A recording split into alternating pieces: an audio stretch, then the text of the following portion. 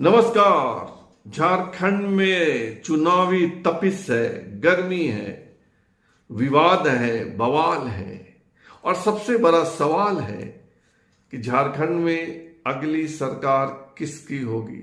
झारखंड मुक्ति मोर्चा के नेतृत्व में इंडी गठबंधन की या बीजेपी के नेतृत्व में एनडीए गठबंधन की। इस सवाल का जवाब समझना बहुत कठिन नहीं है। मैं 11 सीटों का उल्लेख करता हूं। अगर इन 11 सीटों की हवा को आप समझ सके, पहचान सके, हवा में जो कुछ चल रहा है उसकी खुशबू, उसकी बदबू को महसूस कर सके, तो आप समझ जाएंगे कि बहुमत किसकी ओर है। क्योंकि ये मिला जिला है, ये सभी इलाकों से सीटें छाटी गई हैं और इन सीटों के आधार पे आपको सहज ही समझ आ जाएगा कि झारखंड में अगली सरकार किसकी बनेगी। Seat number 1 Jharia. झरिया से बीजेपी की कैंडिडेट है रागिनी सिंह और कांग्रेस की कैंडिडेट हैं पूर्णिमा नीरज सिंह। पिछले चुनाव में भी यही दोनों कैंडिडेट थी और पूर्णिमा नीरज सिंह ने रागिनी सिंह को हरा दिया था। लेकिन तब का मौसम कुछ और था और अभी का मौसम कुछ और है। एक बार फिर दोनों चुनाव के मैदान में हैं। दोनों रिश्तेदार हैं। जेठानी और देवरानी एक ही परिवार से आती है। एक धनबाद के चर्चित व्यक्तित्व रहे सूर्यदेव सिंह की बहू है और दूसरी सूर्यदेव सिंह के छोटे भाई की बहू है। इन दोनों के बीच मुकाबला है। तो अब कौन जीतेगा, कौन किस पर बढ़त बनाए हुए हैं, यह पता कीजिए। इससे आपको झारखंड की धड़कन समझने में सुविधा होगी। दूसरी सीट जामताड़ा।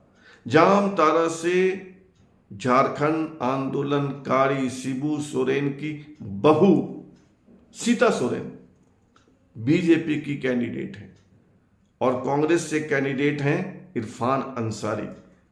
और भी कैंडिडेट्स हैं पर मुकाबला इन्हीं दोनों के बीच है। पिछले चुनाव में इरफान अंसारी जीते थे, लेकिन तब बीजेपी का कैंडिडेट कोई और था।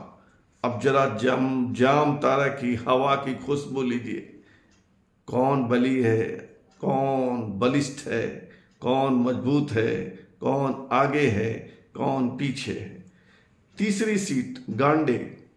गांडे से भी शिबू सोरेन की बहू और अभी के मुख्यमंत्री हेमंत सोरेन की बीवी कल्पना सोरेन कैंडिडेट है।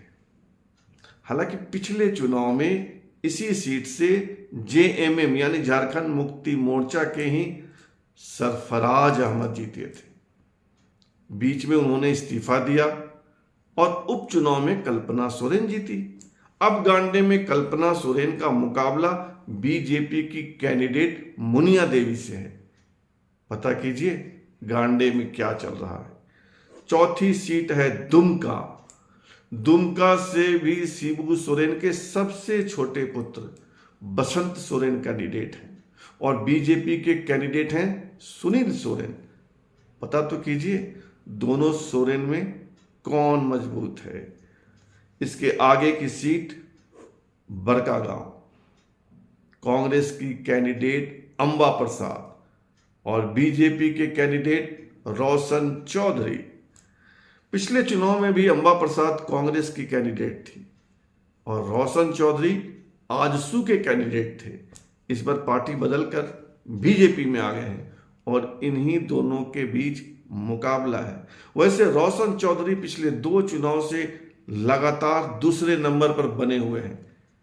तीसरी बार चुनाव में उतरे हैं और क्या इस बार भी नंबर दूसरा ही रहेगा या पहला होगा, पता तो कीजिए। इसके आगे की सीट है जमशेदपुर पूर्वी। पिछले चुनाव में सबसे चर्चित सीट यही थी। जमशेदपुर पूर्वी से बीजेपी के बागी निर्दलीय उम्मीदवार सरजू राय ने तब के मुख्यमंत्री रघुवर दास को हराया था और इस बार इस सीट से रघुवर दास की बहू पूर्णिमा दास साहू कैंडिडेट हैं और उनका मुकाबला है कांग्रेस के पूर्व स्टेट प्रेसिडेंट पूर्व सांसद अजय कुमार से। पता तो कीजिए अजय कुमार की क्या स्थिति है। और उसके बाद रांची आइए, झारखंड मुक्ति मोर्चा की कैंडिडेट महुआ मांझी और बीजेपी के candidate CP Singh. CP Singh इस सीट से लगातार 6 बार जीत चुके हैं, 7वीं बार मैदान में हैं। और पिछले 2 चुनाव में सीपी सिंह का मुकाबला जेएमएम कैंडिडेट के रूप में इसी महुआ मांझी ने किया है। जरा रांची की हालत पता कीजिए कि कौन आगे है और कौन पीछे। इसके आगे की सीट जगन्नाथपुर से कैंडिडेट हैं बीजेपी की गीता कोड़ा और उनका मुकाबला है झारखंड मुक्ति मोर्चा के उम्मीदवार से। जरा जगन्नाथपुर का हाल पता कीजिए क्या है। महागामा के पुराने नेता थे अवध बिहारी सिंह, संयुक्त बिहार में मंत्री थे, महागामा से 4 बार जीते। वहां से उनकी बहू लड़ रही हैं दीपिका पांडे सिंह और उनका मुकाबला है बीजेपी के अशोक भगत से।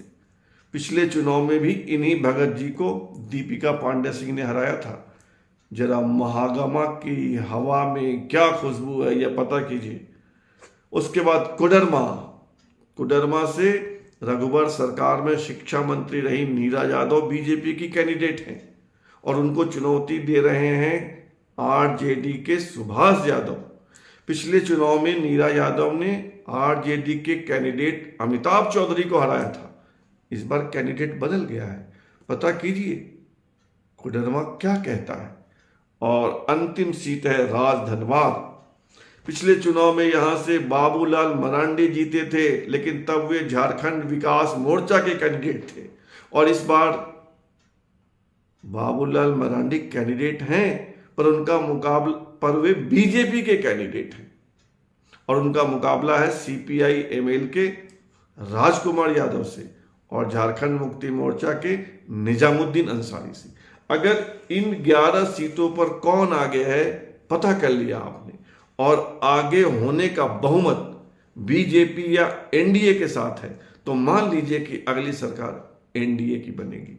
और इन 11 में अगर झारखंड मुक्ति मोर्चा कांग्रेस के उम्मीदवार आगे निकल रहे हैं तो समझिए कि जेएमएम के नेतृत्व में सरकार बन रही है। तो पता कीजिए कि इन 11 में 6 पर कौन जीत रहा है। सरकार उसी की बनेगी, क्योंकि ये विभिन्न इलाकों से सीटें छांटकर अलग अलग मिजाज की सीटें बनाकर छांटकर ये सूची बनी है और इसमें जिसका बहुमत है सरकार उसी की। फिलहाल इतना ही और आपसे आग्रह है कि आप इस चैनल को सब्सक्राइब कीजिए, ज्वाइन कीजिए, लाइक शेयर और कमेंट कीजिए। बहुत बहुत धन्यवाद।